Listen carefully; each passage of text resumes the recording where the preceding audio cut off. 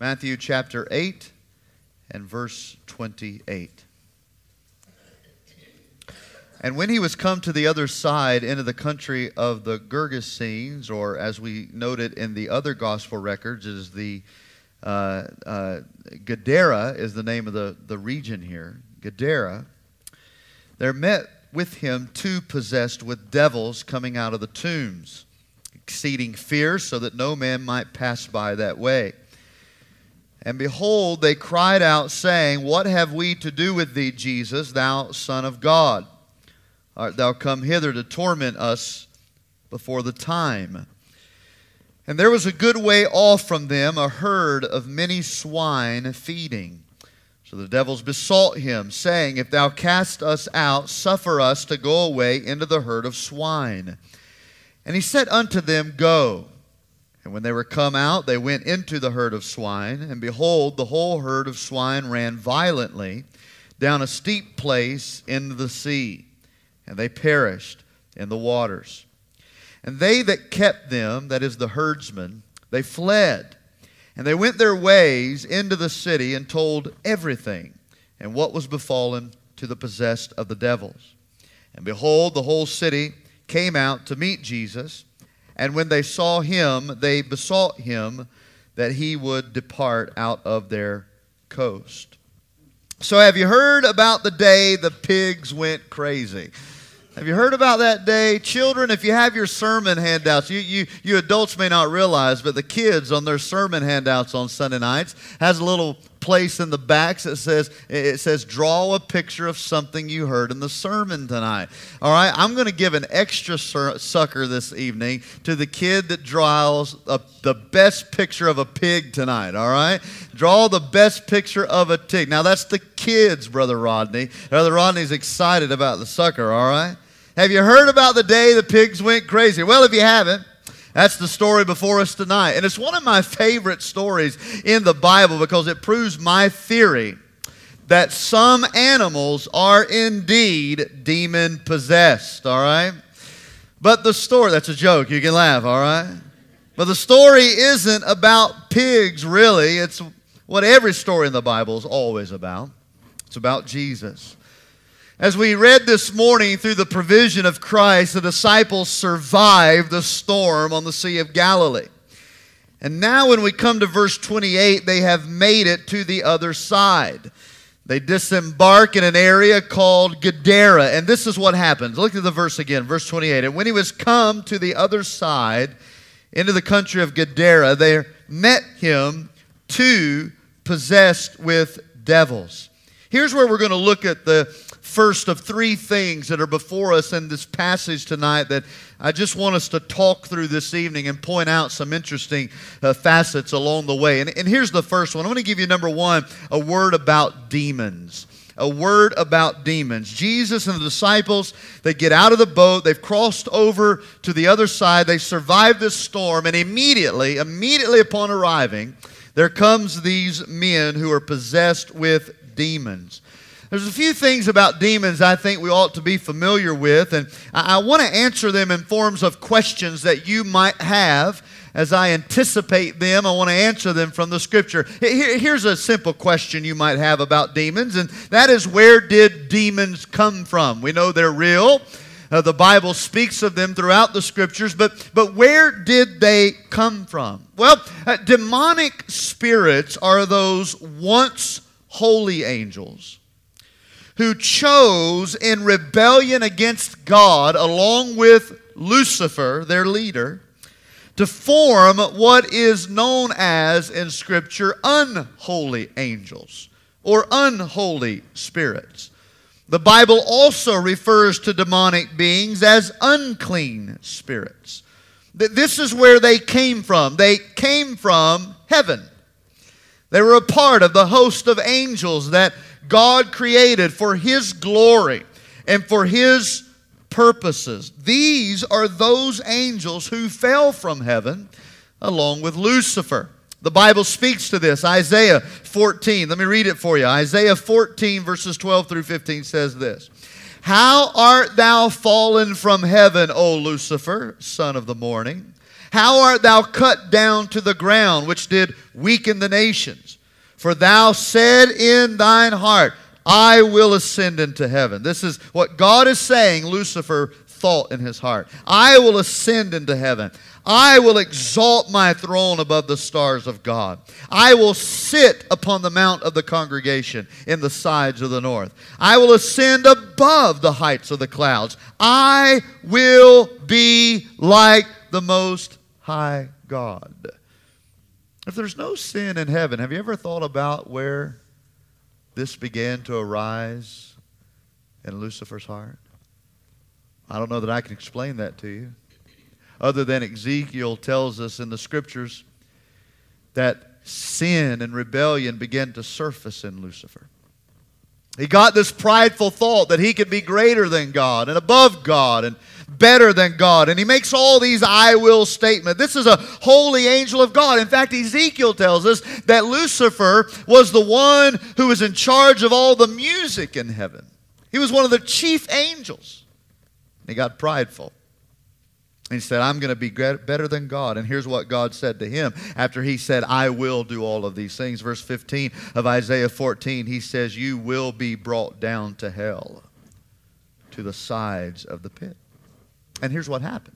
When Lucifer was kicked out of heaven by God, he took 1/3 of the angels with him. Revelation chapter 12 and verse 4 points back to this particular event, and it uses it in metaphorical language. Let me read the verse and then we'll explain it. It says, and his tail, that is Satan's tail, Lucifer's tail, drew 1/3 of the stars of heaven and did cast them to the earth. Now, this is the imagery that John is seeing as he is writing about that revelation foretold to us by God himself. And so John is writing him, and he's picturing the fall of Satan. He says, here's how it happened. It says, Satan was being cast out of heaven. He also brought with him 1/3 of those angels that God created.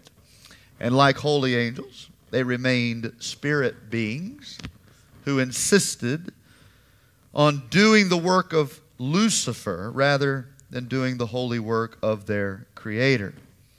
They rebelled against God. That's where they came from. Perhaps the next question that we would answer is, what are demons up to in this world? What are they doing? We hear a lot of things. We read a lot of things. But what are they really doing? Well, a clear observation from Scripture shows us that demonic spirits enslave the mind. They enslave the soul with spiritual darkness. Consider these two demon-possessed men in our text. A few things that I want you to notice. Notice, number one here, that these men are living among tombs. Did you notice that a moment ago? Look at it in verse 28. They came to the other side of the country of Gadara, and there met him two possessed with devils. These demon-possessed men coming out of the tombs. They're living in a graveyard. Isn't that strange to you? Of all places, they are living in a cemetery that is soon to be occupied by the dead. Cemeteries in these regions are a lot different than what you and I understand them to be. As we dig a hole in the ground and put the body in it, cemeteries in this day and time were caves in the side of mountains. And so what the picture is that these men were living in empty tombs, empty caves that would soon be filled with dead bodies.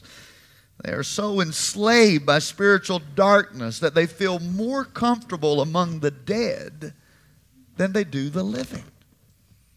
Not only that, they are identified here as being exceedingly fierce. Look at it again in verse 28.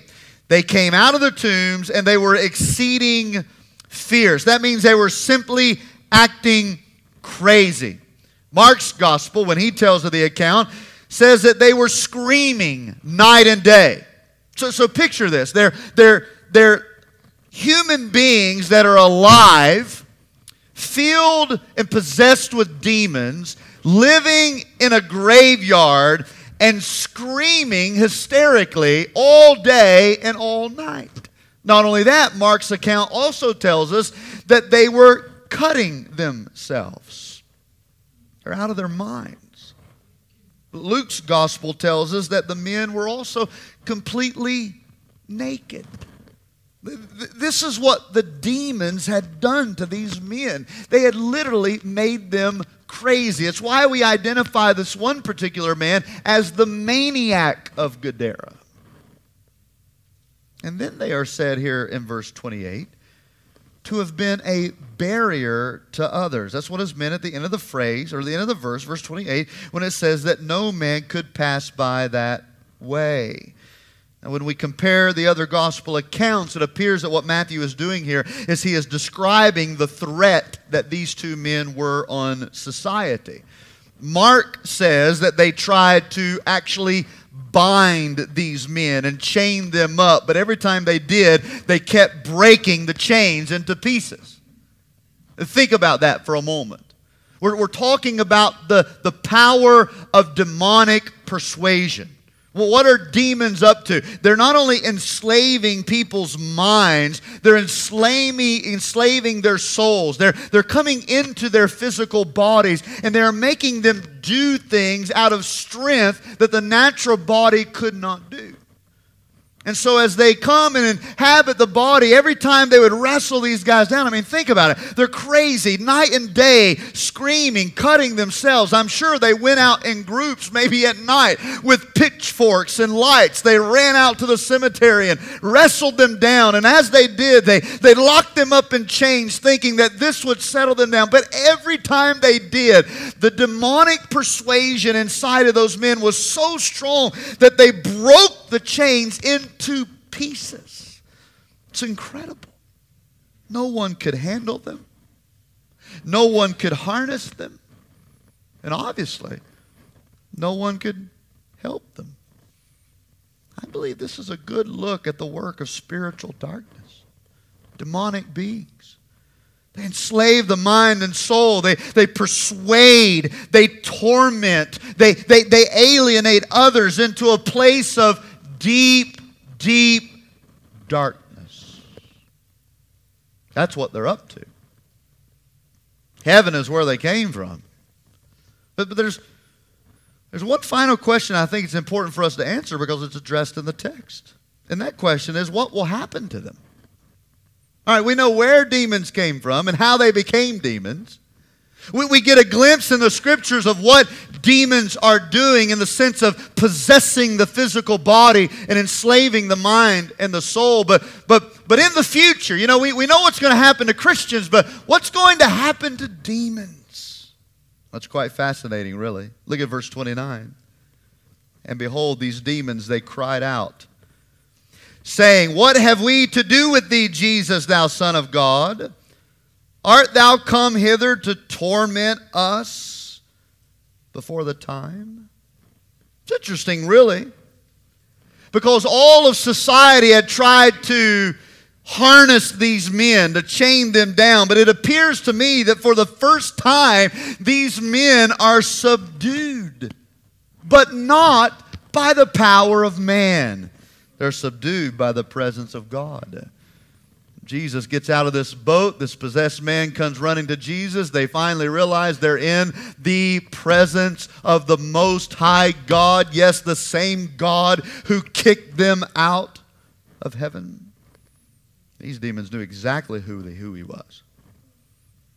In fact, their theology is 100% accurate. What did they say to him? "What have we to do with thee, Jesus, thou Son of God?" It reminds us what James said in James chapter 2 and verse 19. He was being a little sarcastic when he said it to these religious people.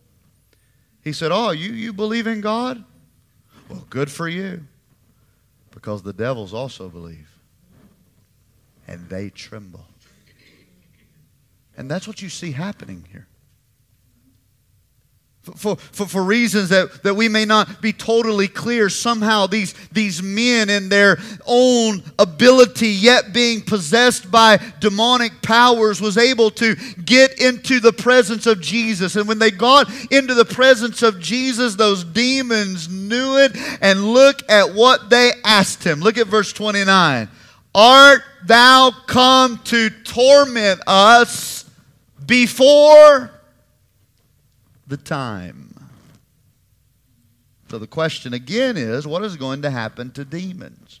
And here we are reminded that demons know exactly what's going to happen to them. Let me read it to you in Jude 6.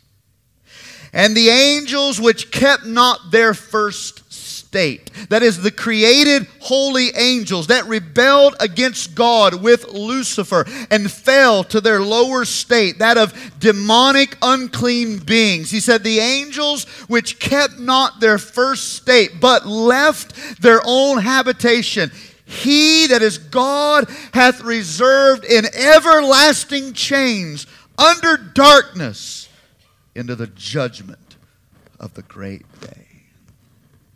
You see, hell was not created for unbelievers. Hell was created for the devil and his angels. Jesus said in Matthew chapter 25 and verse 41, then shall he say also unto them on the left hand, depart from me, ye cursed, into everlasting fire, that is hell, which is prepared, as Jesus said here, for the devil and his angels. What's going to happen to demons? The same thing that's going to happen to their master, the devil. They will be chained in everlasting darkness for all of eternity. And so here they come to Jesus. And they say, have you come to torment us? Because they know their Bibles. They know the plan and decree of God, that they will be tormented. Yet they also knew the theology of God. They knew why Jesus was walking the earth, that crucifixion had not yet happened, that resurrection had not yet occurred. And so they're putting all of this together. We know we're going to be tormented, but have you come to do it early? I want us to all understand tonight that demonic forces are real, that there is a spiritual darkness that exists in this world. And although they are doing everything within their power and ability to enslave minds and bodies and soul, one day they will get what's coming for them. They will be eternally annihilated, yet without being killed. It's a word about demons. But secondly, let's look at a word about Jesus' authority. Let's look at Jesus' authority. Verse 30 tells us that nearby there were a herd of pigs. This is where the story gets real good. Look at it, verse 30. And there was a good way off from them a herd of many swine feeding. So a couple of things. One, this is most obviously a Gentile region, right? Old Testament law would forbid unclean animals like a pig to be in Jerusalem. That's why the Jews today abstain from eating barbecue, pork. Although I was very surprised walking around Jerusalem one day while over there as I saw a sign that said barbecue. I looked at our tour guide and I said, are you kidding me? Like I was getting real happy. He's like, barbecue's hamburgers to them. Oh no, that ain't barbecue. This is an unclean animal. It's against Jewish law, Jewish tradition. And so the very fact that they're in a region where there are pigs is noting the fact that this is a Gentile region, a point that I'll come back to you in a moment that plays a significant role, I believe. Here's the second thing that I observe. This had to be a pretty big herd of pigs. But what I mean is in Mark's gospel, although that Matthew doesn't bring it out, Mark's gospel tells us the name of the demon that is possessing these men. his name is Legion. And legion means a band of soldiers that consisted of anywhere between 4,000 to 6,000 men. Now, that doesn't necessarily mean that there were actually 6,000 demons inside these men, but there were certainly more than one. They were being possessed by a large number of unclean spirits. And as you know the story, it means this herd of pigs had to be also large in number as well because of what is getting ready to happen to them. Look at verse 31. So the devils besought him, saying, if thou cast us out, suffer us, or allow us, permit us to go away into the herd of swine. And he said unto them, go. And when they were come out, they went into the herd of swine. And behold, the whole herd of swine ran violently down a steep place into the sea and perished in the waters. What a scene that must have been. These demons begging Jesus not to cast them out on their own, but to put them in another physical space. I don't know if that has any theological significance to how demons make their abode. I know the Bible teaches us that there is spiritual wickedness in high places, that there is a spirit world. I don't know if they're requesting to be in another physical body because that's where demons prefer to be. I don't know why they're asking that, but for some reason they're asking Jesus, listen, don't just cast us out. If you're going to take us out of this man, see those pigs over there, would you please put us in those pigs? And Jesus did. And he took this great number of demons and he put them in this herd of pigs. And here's how the pigs respond. Frantically. They literally ran off the side of a cliff and drowned themselves into the Sea of Galilee. Now, if you've heard me teach on this passage before in other Gospels, you know I have a little joke about this scene, what that's called. But since there's children here, I'll leave that up to you to ask me later. It is quite funny. But these pigs run off the cliff, demon-possessed, frantically, fall off the cliff, drown themselves, and die. Now here's the point I want us to focus on. And it's not necessarily the pigs. And it's not really the demons. But the authority of Jesus Christ. That's what this whole book of Matthew has been about. The sovereign king. And in recent chapters, we've really been focusing on his kingdom authority. His authority. Consider Matthew 5, 6, and 7. We learned about the authority of his word as he preached the Sermon on the Mount. In the first 17 verses of Matthew 8, we saw his authority over diseases and sickness as he healed others. In verses 18 through 22 of Matthew 8, we see his authority over salvation, how that he dictates the terms of what it means for people who can follow him. And then we saw this morning in verses 23 through 27, his authority over storms, the wind and the sea. And now we even see his authority over demonic beings. Friend, we need to be reminded that Jesus Christ has ultimate power over all things. He's trying to teach us something. That he is God and that there is none greater than God. And the casting out of these demons was just a reminder, in my opinion, to Satan and his demonic beings of what is to come. Now, you wanted to ascend. You wanted to become greater. You wanted to become like me. But I'm just going to show you that you will never become like me. 1 John 3:8 says, for this purpose the Son of God was manifested, that he might destroy the works of the devil. So although it's an interesting scene, and there are pigs and demons and a bad use of barbecue. I mean, there's a lot of things we can draw from this text. But this is really about the authority of Jesus Christ. That nothing can ever stop his power. He has all power. So we have a word about demons, a word about Jesus' authority. Let me give you number 3, a word about Christianity. A word about Christianity. Look at verse 33.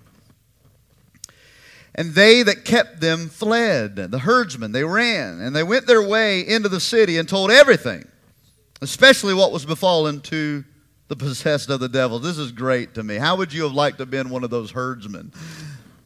Imagine what's going on in their minds as their pigs are just slopping around one moment. And then all of a sudden, the loudest commotion of snorting and squealing and screaming these guys have ever heard starts taking place. I'm sure they began to look at each other and say, what in the world is going on with those pigs? And to top it all off, they simply go crazy. I mean, I picture hundreds of pigs running all over the place on the side of this mountain, looking for relief over what has just come upon them, until they made their way to a cliff, and they ended it all themselves. It's no wonder the verse says that they dropped everything. That is, the herdsmen. They dropped everything, and they took off running toward the city. I don't know what's going on in their minds. Maybe they were thinking that possibly they were next, you know. Here's this man. There's a demon-possessed man. Okay, the man's not possessed anymore. That man took whatever was in that man and put it in our pigs. And whatever he put in the pigs, I don't want him to put in me. Let's go home, you know. And they grab their stuff and they drop everything and they take off running. We don't know what's going on in their minds. Imagine what you would have been doing. But regardless of that, they were spooked. And they ran back to the city. And as soon as they get back to the city, what does the verse say? It says they told everything, the whole story, especially what had happened to the men who were once possessed with demons. And this is where I want to give you 2 things to think about in relation to biblical Christianity. 2 things. Number 1, the true power of the gospel cannot be hidden. Think about it. The true power of the gospel cannot be hidden. And not as much detail is given in Matthew's account as in Mark's and Luke's. In fact, I'd like for you to turn to Mark chapter 5 because I want you to understand the transformation that took place here. Some passages of Scripture, we read stories of Jesus casting out demons, but we really don't know whether or not there is some type of life transformation in terms of salvation. It seems that those things are implied. But here, we know exactly what happened to this man. Matthew doesn't cover it, but Mark does. Look at Mark chapter 5 and verse 15.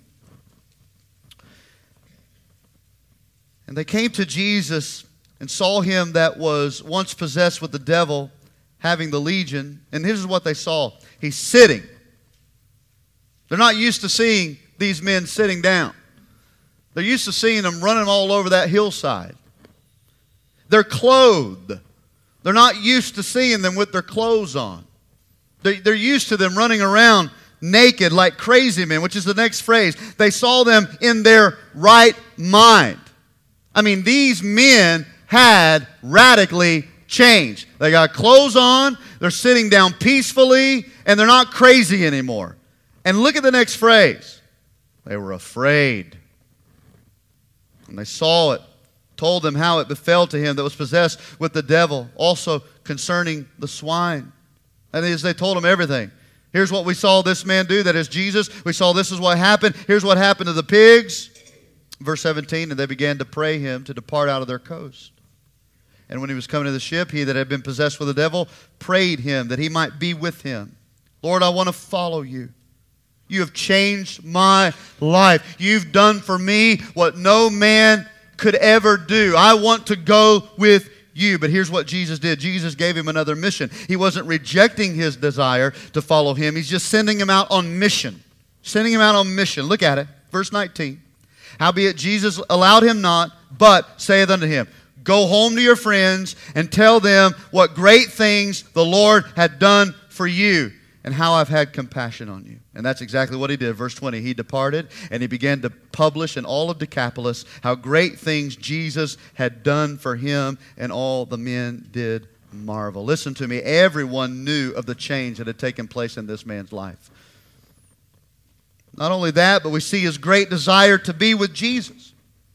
The man who was once naked, talking out of his head, mutilating his body, is now sane, sitting down, clothed, and longing to be with Jesus. It's a beautiful picture of the gospel and the transformation that it brings to our lives when we put our faith in him.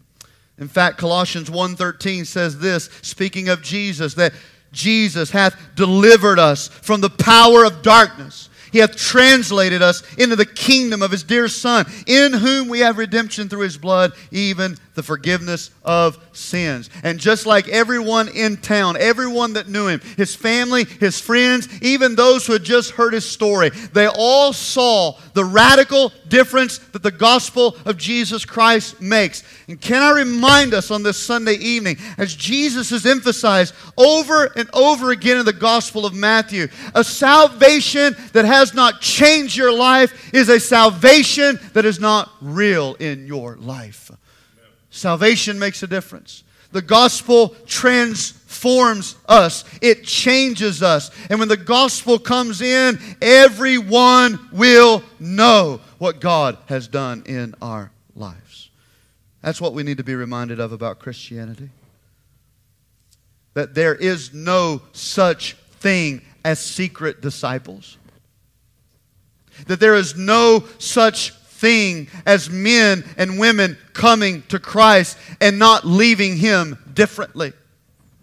The power of the gospel is that it changes lives. We cannot hide the work that God has done in us. These men were changed. The herdsman run back to town, says, "You won't believe it." But here's the second thing I want us to think about in terms of Christianity. Not only can the gospel of Jesus Christ not be hidden, but the work of Christ, this is number 2, the work of Christ will not always be received. The work of Christ will not always be received.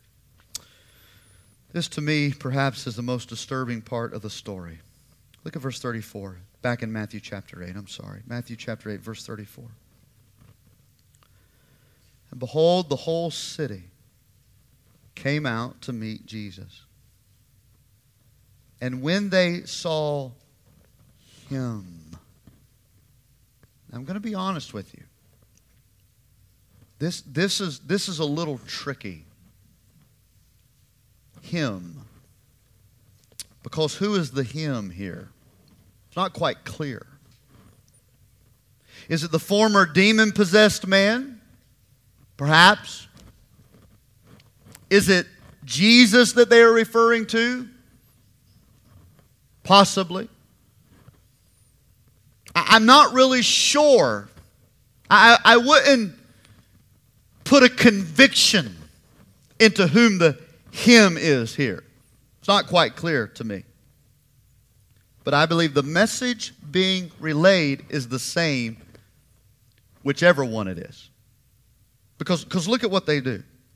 When they saw him, whether it was the demon-possessed man who was changed by the power of Christ, or whether it was Jesus who brought the change to the demon-possessed men, they besought him, that is, they begged him that he would depart out of their coast. Mark's gospel seems to indicate that possibly it was a reference to the demon-possessed man. I read the very next verse in chapter 9 of Matthew chapter 8 and verse 1. It says, "And he entered into a ship." So possibly it was Jesus. I don't know. Maybe both is a good answer here. Because I think the message is the same.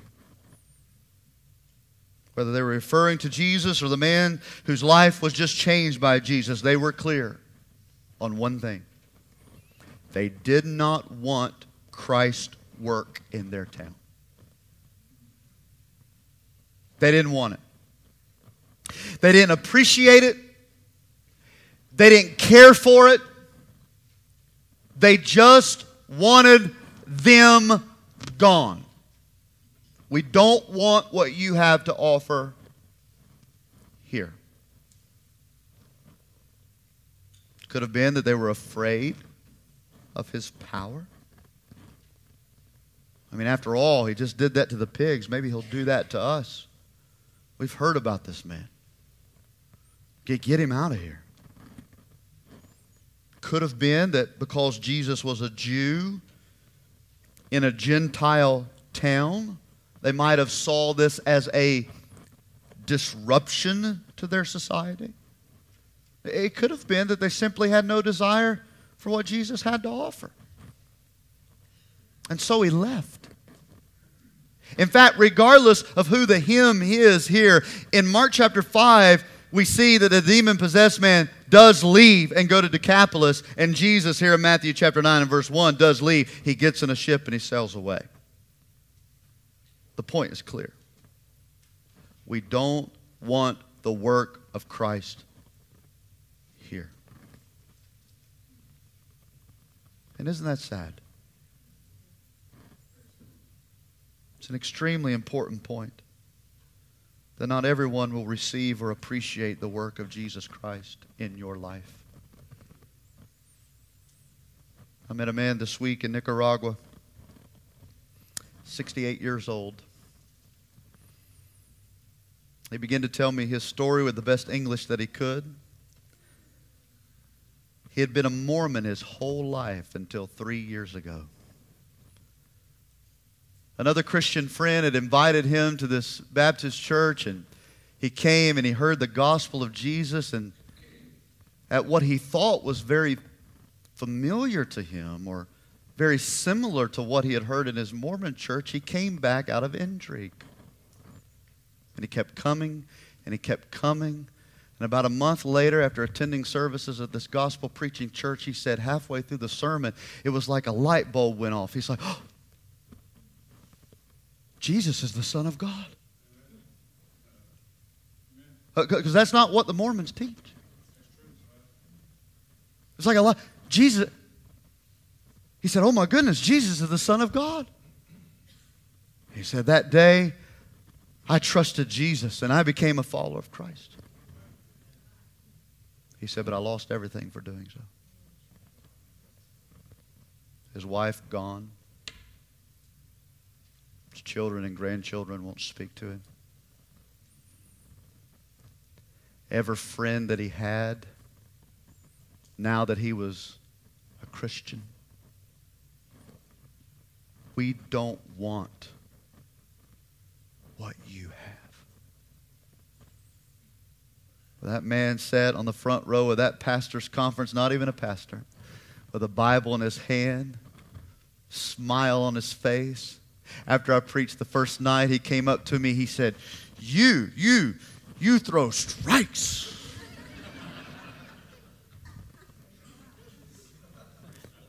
Isn't it sad? Perhaps some of you have been there. Family disown you. Distance is there with friends because they just don't want the work of Christ. I look at it in our country. As we live in an increasingly secular society, we live in a place who says we don't want what you Christians have. We don't want it. We don't want the gospel. We don't want Jesus. We don't want your morals. We don't want your philosophy. In fact, we would rather you just take your Bibles and your values and go hide somewhere. Get out. I wept with a young preacher just yesterday. The day before yesterday. No, it was yesterday. I think. I don't know. He's gone to a city, the wealthiest city in Nicaragua, to start a church. He's been there 3 months. A bright kid. He gave up what would have been in their society.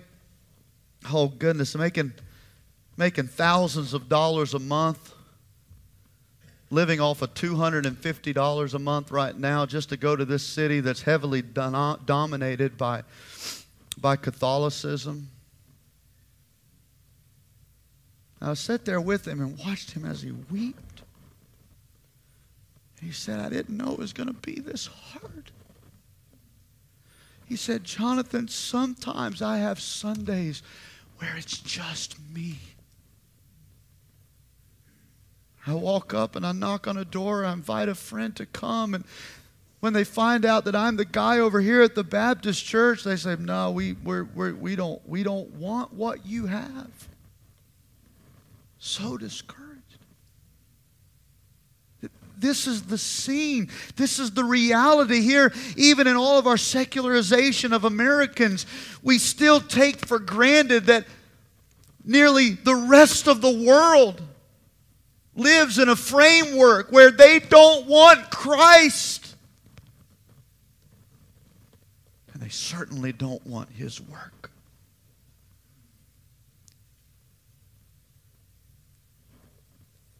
It makes sense to why Jesus said back in Matthew chapter 7 that many will say in that day, and He will respond, I never knew you.